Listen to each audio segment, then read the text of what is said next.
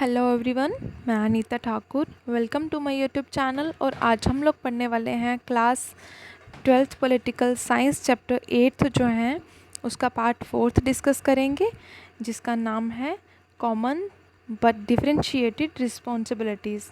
ठीक है, तो इसमें आज हम लोग बात करेंगे कि रिसोर्सेज तो सबको इक्वली प्रोवाइड होंगे, लेकिन आपके लिए रिस्पॉन्सिबिलिटीज़ जो हैं वो अलग अलग स्टेट्स की डिफरेंट होंगी। ठीक है, तो यहाँ पर बताया गया है कि differences in the approach to the environment, के मतलब डिफरेंसेस जो हैं वो इन्वामेंट में देखे गए हैं। बहुत सारी कंट्रीज़ जो हैं, चाहे वो नॉर्थ से बिलोंग करती हैं या साउथ से बिलोंग करती हैं, उनमें डिफरेंसेस देखे गए हैं। यहाँ पर देखा गया है कि जो डेवलप्ड कंट्रीज़ हैं नॉर्थ की, वो चाहती थी कि इन्वामेंटल इश्यूज़ जो हैं उनको डिस्कस किया जाए और ये पता किया जाए कि हर मतलब उनका मेन मोटिव यही था कि हर एक को इक्वली रिस्पॉन्सिबल होना होगा किसके लिए, ताकि वो इकोलॉजिकल मतलब जितने भी नेचुरल रिसोर्सेज हैं उनको कंजर्व कर सकें।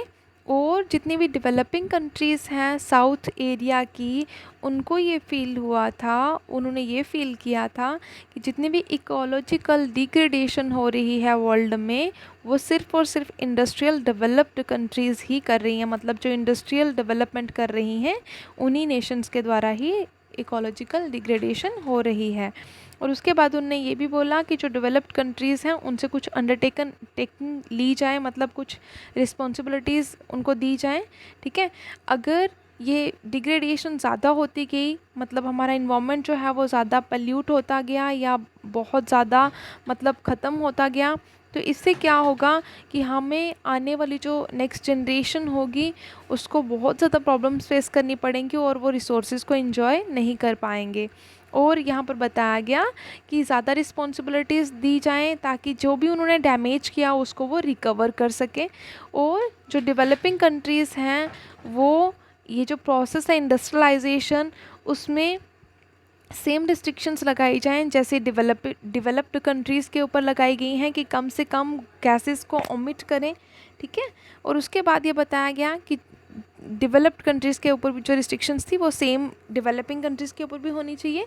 और स्पेशल नीड्स जो हैं डेवलपिंग कंट्रीज़ की, जैसे कि वो मतलब कौन कौन से अकाउंट की डेवलपमेंट कर रही हैं, अगर क्योंकि डेवलपिंग कंट्रीज़ जो होंगी वो ज़्यादा डेवलपमेंट करेंगी as compared to developed countries जो ऑलरेडी मतलब एडवांस्ड कंट्रीज़ हैं, उनके मुकाबले में वो ज़्यादा डेवलपमेंट करेंगी, तभी तो उनके साथ वो खड़ी हो पाएंगी ना। एप्लीकेशंस और interpretations of the rules international environment law, मतलब कि जो इंटरनेशनल इन्वायरमेंट लॉज हैं उनके अकॉर्डिंगली उनके ऊपर भी मतलब रूल्स एंड रेगुलेशंस जो हैं वो सेम ही होने चाहिए। और इस आर्गूमेंट, ये जो आर्गूमेंट था उसको एक्सेप्टेंस कब मिली, जब रॉय डिक्लेरेशन हुआ था, जिसको अर्थ समिट जब हुआ था 1992 में। ठीक है, रॉय डी जनेरियो में। तो उसमें एक प्रिंसिपल को कहा गया था जिसका नाम था कॉमन बट डिफरेंशिएटेड रिस्पॉन्सिबिलिटीज़। ठीक है, तो अब ये वाला जो पॉइंट था वो रेलिवेंट था क्योंकि ये जो रॉय डिक्लेरेशन हुआ था उसमें कहा गया था कि स्टेट्स जो हैं उनको कोऑपरेट करना होगा ग्लोबल पार्टनरशिप में, ताकि वो कंजर्व कर सके, प्रोटेक्ट कर सके और रिस्टोर कर सके किसको, हेल्थ को और integrity of the earth atmosphere. मतलब कि हमारे जो अर्थ का एटमॉस्फेयर है, अर्थ की इकोसिस्टम है, उसको बचा के रखना है, उसको कंजर्व करना है और उसे रिस्टोर करना है। जो भी हम लोगों ने डैमेज किया उसे दोबारा से ग्रो करना है। इस व्यू को डिफरेंट कंट्रीब्यूशंस के थ्रू देखा गया। जो ग्लोबल इन्वायरमेंट डिग्रेडेशंस हो रही थी, स्टेट्स को बताया गया कि आप लोग कॉमनली क्या कर सकते हो, रिसोर्सेज को यूज़ कर सकते हो, लेकिन रिस्पॉन्सिबिलिटीज़ जो हैं वो सभी के लिए अलग अलग होंगी। अब ये जो डेवलप्ड कंट्रीज़ थी उनको रिस्पॉन्सिबिलिटीज़ दी गई कि आप लोगों को क्या करना है, आप लोगों को इंटरनेशनल जो परस्यूट है जिसको सस्टेनेबल डेवलपमेंट कहा जाता है, जिसमें आप लोग रिसोर्सेज को उतना ही यूज़ करोगे जिससे कि आप लोग फ्यूचर जनरेशन की नीड्स को भी फुलफ़िल कर सको। तो उसको देखा गया कि बहुत सारी सोसाइटीज़ जो थी उन्होंने ग्लोबल इन्वायरमेंट जो मतलब ये स्टेप टेकन किया कि हम लोग अगर टेक्नोलॉजिकल एडवांसमेंट ले रहे हैं या कर रहे हैं तो फाइनेंशियली रिसोर्सेज का यूज़ तो होना ही है, तो हम लोगों को रिसोर्सेज का उतना ही यूज़ करना है जितना कि हमारे लिए नेसेसरी हो। और 1992 में क्या हुआ, जो United Nations framework convention on climate change था, जिसको यूनिफेक्ट कहा जाता है, उसने क्या किया, कुछ पार्टीज़ को ये रिस्पॉन्सिबिलिटी दी कि आप लोगों को क्या करना है, क्लाइमेट सिस्टम जो है उसको प्रोटेक्ट करना है, उसको बचा के रखना है। तो उसके लिए बताया गया, यहाँ पर क्या कहा गया कि एक बेसिस है इक्विटी का, जिसमें आप लोगों को समान रूप से क्या करना है, कॉमन्स को यूज़ करना है, रिसोर्सेज को यूज़ करना है, लेकिन आप सभी स्टेट्स के लिए रिस्पॉन्सिबिलिटीज़ जो हैं, जिम्मेदारियां जो हैं, वो अलग अलग रहेंगी।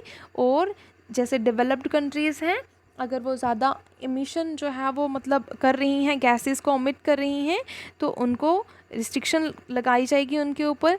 अब ये जो पार्टीज़ थी जिनको कन्वेंशन के थ्रू कहा गया था कि आप लोग प्रोटेक्ट करोगे क्लाइमेट सिस्टम को, तो उन्होंने क्या किया, कुछ लार्जेस्ट शेयर जो था एक हिस्टोरिकल और करंट ग्लोबल एमिशन का, तो वो देखा गया कि ग्रीन हाउस गैसेस जो हैं वो डेवलप्ड कंट्रीज़ से ज़्यादा ओरिजिनेट हो रही हैं। मतलब डेवलप्ड कंट्रीज़ जो हैं वो ग्रीन हाउस गैसेस को क्या कर रही हैं, उनको ओमिट कर रही हैं, जिसकी वजह से क्या हो रहा है, पर कैपिटा एमिशन जो है डेवलपिंग कंट्रीज़ का वो उनके मुकाबले में कम है।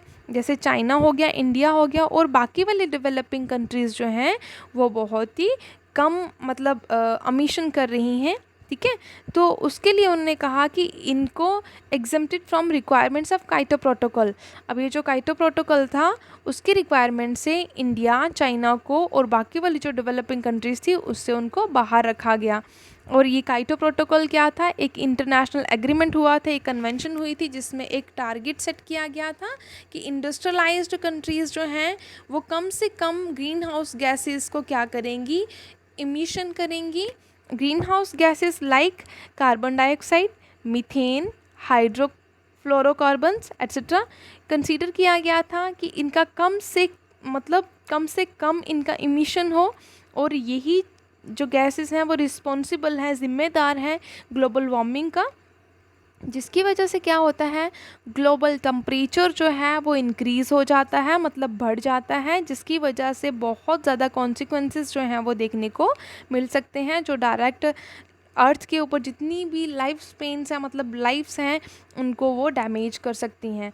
और ये जो प्रोटोकॉल था उसको कब एग्री मिला, उसको 1997 में काइटो, जो कि जापान में है, वहाँ पर इसको ये जो प्रिंसिपल था उसको सेट किया गया, ठीक है।